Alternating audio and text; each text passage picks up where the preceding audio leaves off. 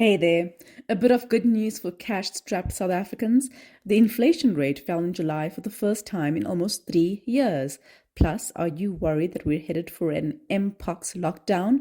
Fret not, but we are seeing the same sort of vaccine hoarding by the West, and we're not impressed. Meanwhile, if the ANC gets its way, Joburg could be the testing ground for a new power-sharing model in hung municipal councils.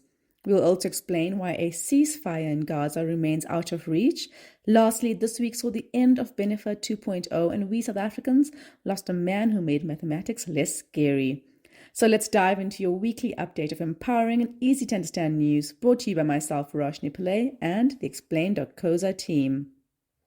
Our take: Mpox crisis highlights West's hoarding of life-saving vaccines. The COVID-19 pandemic put a spotlight on the unequal distribution of vaccines around the world, and now, with the emergence of Mpox, it seems the problem persists. Mpox, formerly known as monkeypox, is spreading globally, and once again, the West is being accused of stockpiling vaccines. The Mpox outbreak initially surged in Africa earlier this year. To date, 12 countries have reported over 2,800 cases and over 500 deaths, with the DRC being the hardest hit. Last week, the World Health Organization declared the outbreak a global public health emergency of international concern, a PHEIC, the second time this designation has been used in 2 years. As of Sunday, the Department of Health in South Africa reported 24 Mpox cases. Of those, 19 have recovered, 3 have died, and 2 remain active. Mpox, previously known as monkeypox, saw a surge in cases early this year, concentrated in Africa. So far, a dozen countries have confirmed over 2,800 cases and 500 deaths, with the DRC being the worst hit, as we said earlier. Mpox spreads through close contact, respiratory droplets, and contaminated materials. Its incubation period usually lasts 6 to 13 days, but it can range from 5 to 21 days.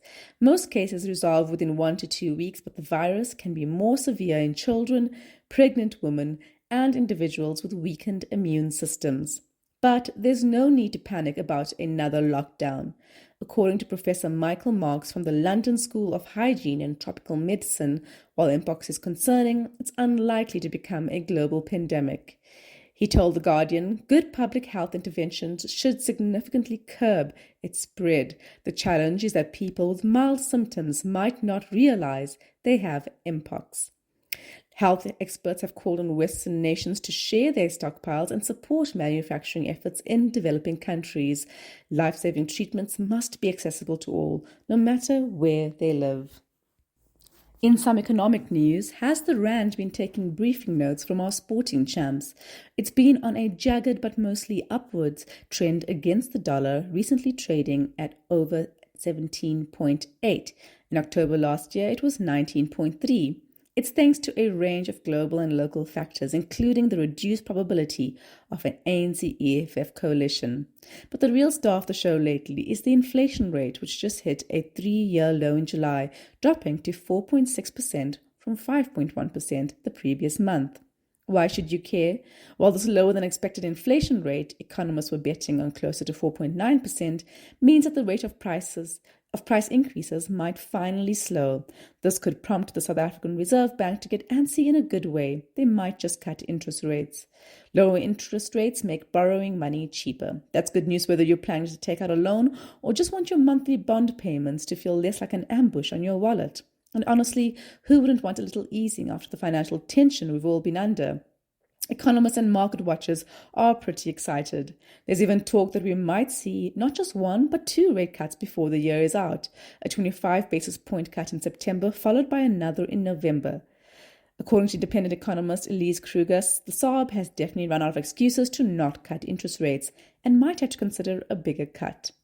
A rate could spur further good news on the investment front, as companies will spend more, as will consumers, boost returns and attract more investors. We've already seen some positive movement, with the top 40 index closing 0.33% higher. In a nutshell, things are looking up. If the SARB goes ahead with a rate cut in September, your budget might just be a sigh of relief, and we can all get behind that. Cheers to that. Onto your briefs, a true educational icon has been lost. William Smith, the beloved television teacher who made mathematics and science less terrifying for millions, passed away on the 21st of August at the age of 82 after a short battle with cancer. That was yesterday. Smith was a household name for anyone who grew up in the 80s or 90s and was the face of the Learning Channel. Born on 27th of July 1942, Smith wrote textbooks, trained teachers, and was deeply involved in improving science and mathematics education in South Africa. His approach was rooted in the belief that learning should be enjoyable. His creative methods, like describing carbon as the proverbial queer he can love everyone, held the attention of even the naughtiest students. In 2006, he was awarded the Order of the Baobab in silver. However, his influence wasn't limited to South Africa. At one point, Smith had a daily viewership of over 100 million across Africa, teaching students from different countries, syllabi, and languages. Around 2015, Smith and his wife followed their daughters to Australia and lived in Perth, according to a profile by Mandy Wiener. She wrote, prior to emigrating, he went to see the country's education minister, which he declines to name, to propose a revolutionary teaching program to be rolled out in collaboration with government. The minister told him she could not support him politically as it would be the end of her career, even though she knew the project would work. It left Smith devastated, believing she was more concerned with her own political survival than the education of millions of children. As we bid farewell to South Africa's favourite teacher, we remember a man who made learning an adventure.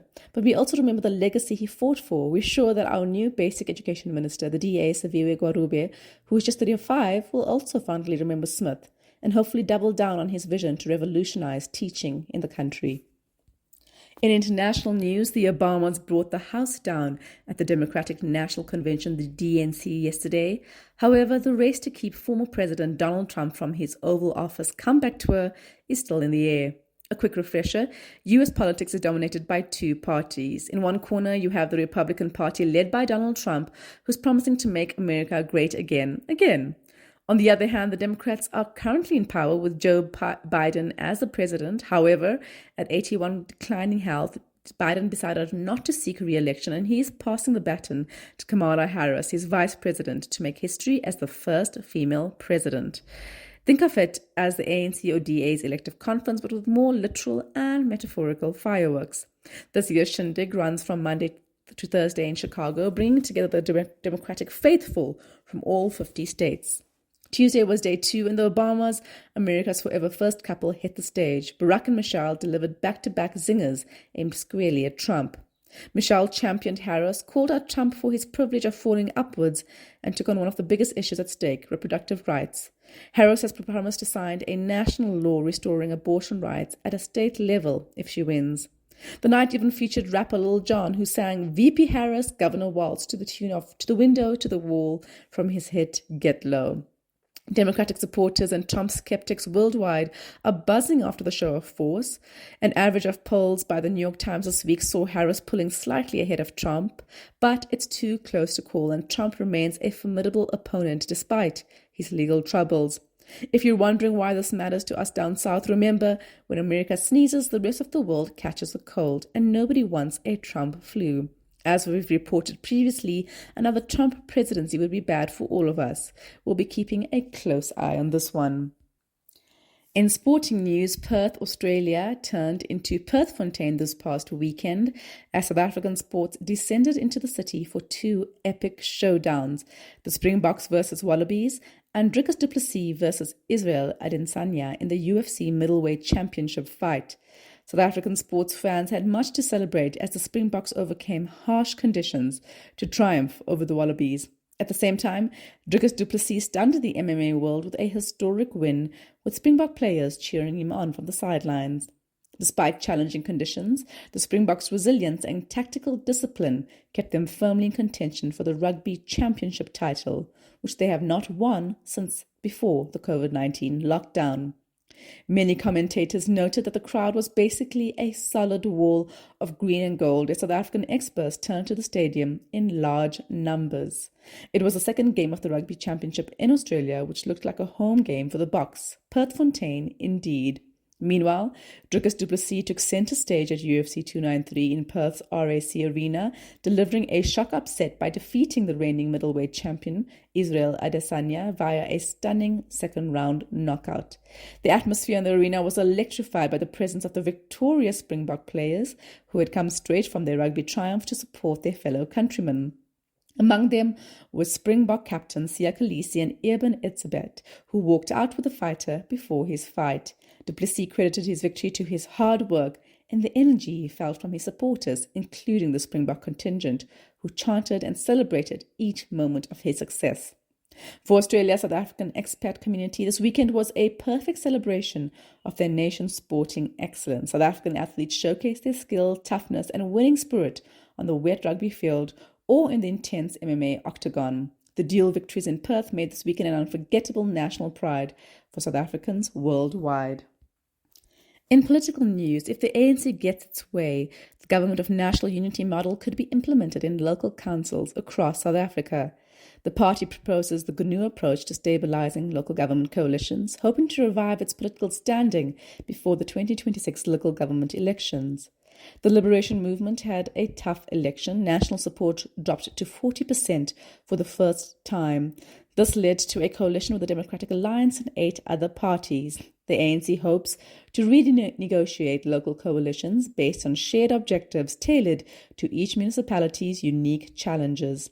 At a recent meeting of the party's top brass, the Minister of Trade and Industry, Parks Tau, was tasked with leading a group to turn around the ANC's struggling local governments. Johannesburg, where Tau served as mayor from 2011 to 2016, is set to be the first test of this model, and boy does it need it. However, in recent weeks, similar strategies have started playing out in places like the Oudtshoorn local municipality, where the Freedom Front Plus voted with the ANC and gave the DA's Chris McPherson the boot during a special council meeting earlier this month. While the Gauteng provincial leadership under Panyaza Lesufi has followed a different script from the national structures, Dada Morero's election as Joburg's mayor on Friday might see the metro adopting the program. Critics, however, remain doubtful. Speaking to Financial Mail, political analyst Susan Boyson questioned whether the ANC can bring about real change in time for the 2026 elections, pointing out that many of these issues have deep roots. She said, "I think that even if they can have another 30 years, they won't be able to fix things. The problems are so immense, and 2 years is a very short time." Boyson argued that the ANC itself is the reason the instability it now seeks to fix exists. We can't help but agree. In celebrity news, grab the tissues because one of Hollywood's most iconic couples have decided to call it quits again. Yes, Jennifer Lopez and Ben Affleck are getting divorced, marking the end of Bennifer 2.0. You're not alone if you're feeling a bit of deja vu. Let's rewind briefly. J-Lo and Ben first got together in 2002 when flip phones were the height of technology and Jenny from the Block was topping the charts. They were the ultimate early 2000s power couple, complete with a giant pink diamond engagement ring that had us all dreaming of sparkly things. But alas, their love story fizzled out in 2004, just days before their wedding. They cited extreme pressure from public scrutiny. They went their separate ways, married other people, and made us believe in second chances when they rekindled their romance nearly 2 decades later in 2021. It was like a plot twist no one saw coming, except maybe Hollywood scriptwriters. Bennifer 2.0 seemed stronger than ever, with the pair tying the knot in a Las Vegas ceremony in July 2022, followed by a more extravagant celebration at Ben's Georgia estate. They became the perfect couple for rekindled love, blending their families and navigating the spotlight with style. But as they say, love is a many splendid thing and also quite complicated. After 2 years of marriage, the couple has decided to part ways again.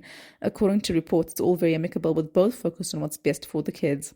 As for what's next for J-Lo, who's now 4 marriages in, knowing her, she'll keep shining and surprising us, maybe not with the wedding bells for a while.